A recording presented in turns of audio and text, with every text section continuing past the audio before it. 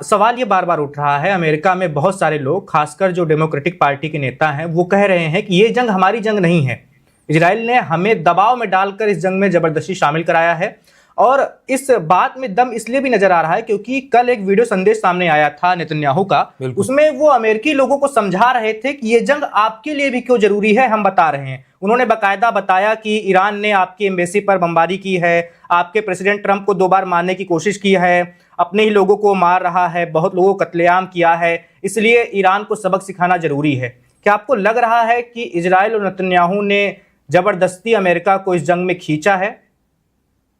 ये बहुत अहम प्रश्न पूछा, वेरी इंटेलिजेंट क्वेश्चन। क्या इजराइल अमेरिका की फॉरेन पॉलिसी को डिसाइड करता है? मुझे नहीं पता सर। बहुत देर से नेतन्याहू सर, मैं तो वहां कांग्रेस में था जब उन्होंने भाषण दिया था। उन्होंने कहा कि हमारे जीवन को खतरा है ईरान से। 2 साल पहले की बात है। वो कौन होता था इससे पहले, डोनाल्ड ट्रंप से पहले कोई बड़ा, वो सादा वक्त सोता रहता था, बुड्ढिन बाइडेन, ऐसे कुछ नाम था उसका। तो वो जब एड्रेस कर रहे थे कांग्रेस को, बाइडेन की तरफ देख के आए कि मुझे हथियार तो दो, मुझे रक्षा करनी है इजराइल की, give me the tools, his exact words देखिएगा। I was sitting there in the Congress. तो मेरा ये मानना है सर कि ये जो इस समय वहां पे डिफिकल्टी हो रही है, जो जंग हो रहा है, ये सही। आप जितना मर्जी, तो वकील साहब जितने मर्जी इंटरनेशनल लॉ कोर्ट करें, कौन परवाह करता है उसकी। द रियलिटी इज आज ईरान की मदद के लिए कोई नहीं आएगा, अमेरिका का मुकाबला कोई नहीं कर सकता। आप मल्टीपोलर वर्ल्ड की बात कर रहे हो, बड़ी अच्छी बात है, ये भी चैट जीपीटी कहता है। मल्टीपोलर का क्या मतलब होता है? दुनिया में कितने पोल हैं? नॉर्थ पोल, साउथ पोल, 2 ही है ना हमारी धरती पर, और आज दोनों अमेरिका है। कौन है मल्टीपोलर? यूरोप है मल्टीपोलर। वो तो यूरोप तो अब कह रहा है कि हम ईरान को ठोकेंगे। किसके पास दम है वोहरा सर, इसी सवाल का जवाब कोचर सर से भी ले लेते हैं। कोचर सर, आपसे भी वही 2 सवाल रहेंगे अभी वोहरा सर से जो पूछा था मैंने। पहला सवाल तो यही रहेगा कि क्या अमेरिकी लोगों को अभी एहसास हो रहा है, खासकर वहां के नेताओं को, वहां की कांग्रेस के सदस्यों को, कि ये जंग उनकी नहीं है, जबरदस्ती उन्हें इस जंग में शामिल कराया गया है और अब उनके सैनिकों की भी मौत हो रही है? 4 संख्या पहुंच चुकी है, शायद 6 पहुंच चुकी है। और दूसरा सवाल वही है जो अभय ने पूछा था कि क्या इस जंग से ही ईरान का भविष्य तय हो पाएगा या फिर ईरान के लोगों को अपना भविष्य तय करना चाहिए? और एक और सवाल मैं ऐड करना चाहूंगा सर कि ये जंग के पहले जो पूरे 1-2 महीने थे, उसमें कई कहानियां गढ़ी जा रही थी कि चाइना ने ये हथियार दे दी है, चाइना ने इस तरीके की मदद कर दी है, रूस भी स्टेप इन कर रहा है ये सारी मदद को लेकिन जब वेनेजुएला का भी बात आई थी, तब भी चाइनीज इक्विपमेंट, चाइनीज हेल्प कुछ काम नहीं आई और इस बार भी कुछ नहीं काम आ रही है। ये बात बिल्कुल सही है कि ईरान के जो रिटेलिएशन थे वो बहुत अच्छी तरीके से हिट कर रहे हैं टारगेट्स, लेकिन सर्वाइवल क्या वो गारंटी दे सकते हैं ये बिग 2 फ्रेंड्स? ये जो इसको बड़े इंटरेस्टिंग आपके वेरिड क्वेश्चन है, अलग अलग क्षेत्र के क्वेश्चन हैं। सबसे पहले मैं चाइना का लेता हूं और मैं आपको बताता हूं, जब चाइना कोई चीज मैन्युफैक्चर करता है तो वो एक एक्सपोर्ट क्वालिटी होती है, एक उसकी अपनी क्वालिटी होती है। जो अपने लिए वो हथियार रखता है वो टेक्नोलॉजी आपको जो कभी नहीं देगा वो।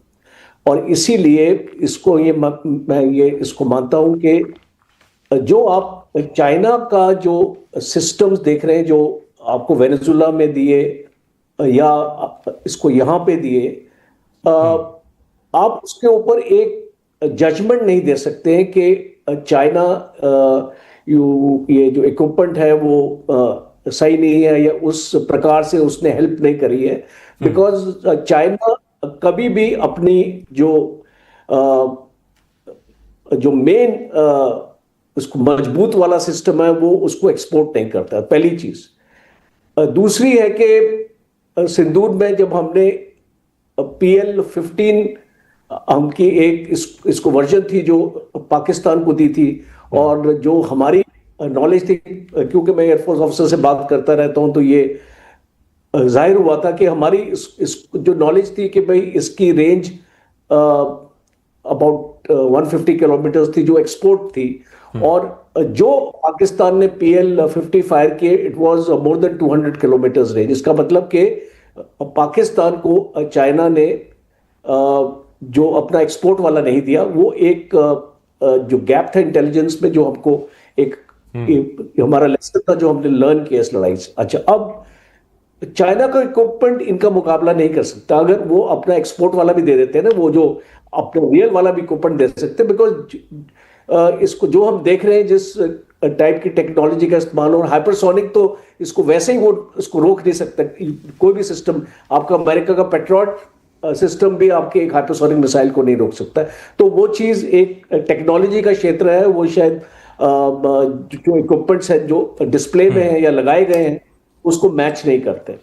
दूसरी इंपॉर्टेंट एस्पेक्ट है कि अभी हम आप जो इसको दूसरा जो आपका सवाल है कि ये इजराइल की वॉर या फिर ये अमेरिका की वॉर है?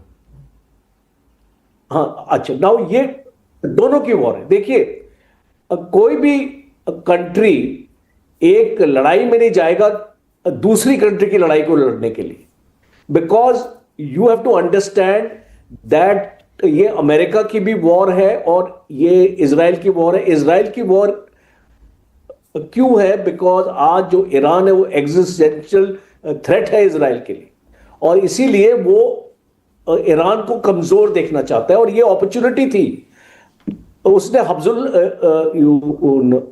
हजबुल्ला को कमजोर किया, लीडरशिप को खत्म किया। आपको याद होगा वो जो पेजर अटैक हुए थे और पूरी लीडरशिप हमास को खत्म किया। और अब ये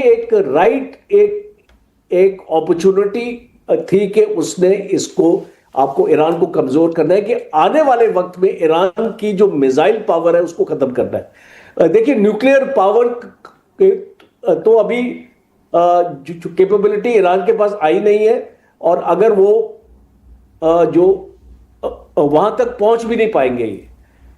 ये जो नेतान्स का जो इसका जो अटैक हुआ है, बिकॉज जिस तरीके से ईरान ने अपने अंडरग्राउंड स्ट्रक्चर्स बनाए, ये इसको वहां तक उसको नहीं पहुंच पाएंगे जब तक एक गवर्नमेंट को नहीं बदलेंगे वहां की।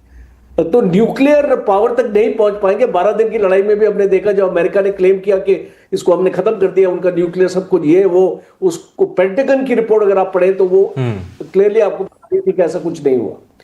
तो ये एक प्रोपेगेंडा नैरेटिव वगैरह आपका चलता रहेगा। ये सारी कहानी अमेरिका वेस्टर्न नैरेटिव ये बहुत स्ट्रांग है, और ये इसको वर्ल्ड ओपिनियन को भी इस बदलता है, और सारे टीवी चैनल्स वेस्टर्न नैरेटिव्स को इसको आगे लेके जाते हैं। तीसरा इंपॉर्टेंट जो आप इसको अमेरिका का क्या इंटरेस्ट है, बिकॉज हमने इजराइल का तो इंटरेस्ट देख लिया कि वो इस ईरान को कमजोर करना चाहता है, बिकॉज दुश्मनी है दोनों की, इंडिया पाकिस्तान की तरह है।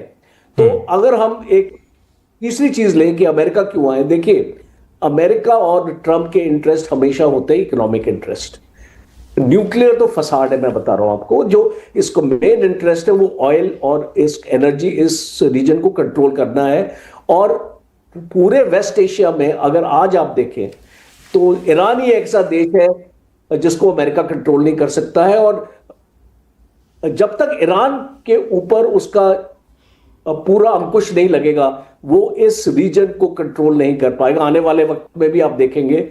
और एक और इंपॉर्टेंट चीज इस पे उभर के आ रही है, आपने आयतोल्ला को मारा है, वो एक रिलीजियस लीडर भी बताया जाता है, और जिस तरीके से क्या प्रोटेस्ट हुए भारत में भी हुए हैं, पाकिस्तान में भी हुए हैं, और वाशिंगटन में भी हुए हैं, और इसको न्यूयॉर्क में भी हुए हैं, ये सारे प्रोटेस्ट आपको क्या इंडिकेशन देते हैं कि आने वाला वक्त और अनस्टेबल आपका बन चुका है, और ये लड़ाई 2-3 हफ्ते में खत्म हो जाएगी। मैं मानता हूं नमैसा साहब भी जो बोल रहे हैं, मैं उनसे बिल्कुल सहमत हूं। ये लंबी लड़ाई नहीं जाएगी, 2 हफ्ते में खत्म हो जाएगी। उसके बाद क्या आप जो एरिया में स्टेबिलिटी की बात करते हैं, या आप इसको सोचते हैं कि ईरान में एक नई आप उसको लेके आएंगे? और मैं इसको एक सिविल वॉर की भी बात एक्चुअली सुन रहा हूं, वो तो अभी बहुत दूर का है। उसको जो कोई वहां पे सिविल वॉर की कोई अभी सिचुएशन बनती नजर नहीं आ रही है, चाहे आप उनकी इसको फर्स्ट रंग को खत्म कर दे, सेकंड रंग को खत्म कर दे, थर्ड को खत्म कर दे, वो जो IRGC जब तक इनकी सारी सिचुएशन के कंट्रोल में रहेगी आप उसको नहीं हिला पाएंगे। बिल्कुल, तो एक इसलिए तरीके से मुझे लगता है- IRGC के खिलाफ खड़े रहने के लिए कोई बड़ा चेहरा, एक कोई बड़ा ग्रुप वहां पर अभी भी ईरान में नजर नहीं आ रहा है। सेकंड, मैं भारत के परिप्रेक्ष्य से ये बात दया जी आपसे पूछना चाहूंगा कि भारत में ये काफी पॉलिटिकल डिस्कशंस या फिर टेबल टॉक्स भी शुरू हो गए कि हम US इजराइल का साथ दे या फिर हम ईरान की तरफ से कुछ बयान दे, क्योंकि कांग्रेस ने भी ये कहा कि उन्होंने अपना बयान तो दे दिया कि खमेनी की डेथ पर, लेकिन उन्होंने गवर्नमेंट को भी कहा कि आपने ये जो बयान नहीं दिया ये कहीं ना कहीं गलत है, उनके लीडर्स के ये बयान थे। तो भारत के परिप्रेक्ष्य से कौन सा गुड आने वाले समय के लिए भारत और उसके डिप्लोमेटिक एफर्ट्स और उसकी सिक्योरिटी को देखते हुए किसके पाले में हमें रहना चाहिए? बिल्कुल दहिया जी, मेरा भी भारत से जुड़ा हुआ एक सवाल रहेगा, उसका भी आप जवाब दीजिएगा। प्रधानमंत्री नरेंद्र मोदी ने अभी 1.5 घंटे पहले ही कतर के अमीर से फोन पर बात की है। अभी तक पश्चिम एशिया के उन्होंने 8 देशों के प्रमुख से बात कर चुके हैं, लेकिन इसमें ईरान के राष्ट्रपति शामिल नहीं हैं।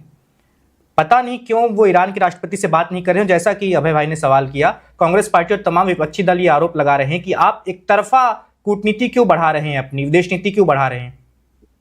वैभव जी, अभय जी एक नित्शे करके बहुत फेमस फिलोसोफर हुए हैं जर्मनी के, उन्होंने एक मोरालिटी को डिवाइड किया था दो पक्षों में। एक स्लेव मोरालिटी होती है और एक मास्टर मोरालिटी होती है। अगर स्लेव मोरालिटी के हिसाब से अगर आप अपनी विदेश नीति चलाएंगे तो उसमें क्या होगा, नॉन अलाइनमेंट मूवमेंट आएगी। उसमें आएगा कि भाई आप कोई भी स्ट्रेटेजिक इंटरेस्ट के हिसाब से काम नहीं करेंगे, आप बस वीकनेस से जो डिराइव होती है आपकी मोरालिटी, आप बस मोरालिटी की पोस्चरिंग करते रहेंगे। जो अभी कांग्रेस पार्टी डिमांड कर रही है कि भारत सरकार करे, that is just posturing of weak morality that stems from weakness. पहली बात, मेरे 2-3 सवाल हैं। क्या यह भारत की जंग है? क्या भारत पे अटैक हुआ है? क्या ईरान, जब हमारी पाकिस्तान के साथ लड़ाई हुई, तीनों में से कोई भी देश हमारे साथ आके खड़ा हुआ था? एक देश खड़ा हुआ था, वो था इजराइल। पहली बात, इनमें से ईरान का हमारे साथ कोई सपोर्ट नहीं रहा। जहां पे भी ये चीजें हो रही हैं वो ईरान में हो रही हैं, उससे भारत का कोई ताल्लुकात नहीं है। अब क्योंकि यहां पे कोई एक जनसंख्या है जो अपने आप को ईरानी मानती है, जो उनको अपना क्या कहते हैं, एक तरीके से मसीहा मानती है, तो उनके इमोशंस के हिसाब से, उस कम्युनिटी के इमोशंस के हिसाब से भारत की विदेश नीति नहीं चलेगी। कांग्रेस एक पर्टिकुलर कम्युनिटी का वोट बैंक चाह रही है, इस वजह से यह बयान दे रही है। कांग्रेस ने क्या, जब गद्दाफी को मारा गया, जब क्या कहते हैं सद्दाम हुसैन को फांसी दी गई, क्या उन्होंने क्रिटिसाइज किया था यूएस को? कोई आपको एक सिंगल बयान नहीं मिलेगा कि उन्होंने क्रिटिसाइज किया था। This is a complete political statement and India will stand with the country that serves his interest. India अपने इंटरेस्ट के साथ खड़ा होगा। इंडिया किसी पर्टिकुलर कंट्री का मोहरा नहीं है। We don't owe anything to Iran, we don't owe anything to any country. India की फॉरेन पॉलिसी उसके इंटरेस्ट डिक्टेट करेंगे और वही हो रहा है। और जहां तक बात रही, जो आपने बाकी और सवाल पूछे कि भाई एक पोलर वर्ल्ड की बात करी आपने, मैं अगस्त में जर्मनी में एक पॉलिटिकल कॉन्फ्रेंस में था। वहां पे भी मैं आपको बताऊं, बड़े अचंभे की बात है कि हम अगस्त में, करीब 6 महीने हुए होंगे, 6-7 महीने अभी तक उस बात को, हम मल्टीपोलर वर्ल्ड वहां पे डिस्कस कर रहे थे। और वोरा साहब की बात से मैं 100% सहमत हूं। आज एक चीज क्लियर हो चुकी है, कोई मल्टीपोलर वर्ल्ड नहीं है, एक ही पोलर है, वो है United states. United states was the de facto policeman of the world. It is still the de facto policeman of the world. One thing, एक जो मेरे को इसमें समझ में आई है, जब कोई ताकतवर देश या ताकतवर व्यक्ति अपनी मसल फ्लेक्सिंग बंद कर देता है तो यह मान लिया जाता है कि भाई देखो उसकी तो पावर खत्म हो गई।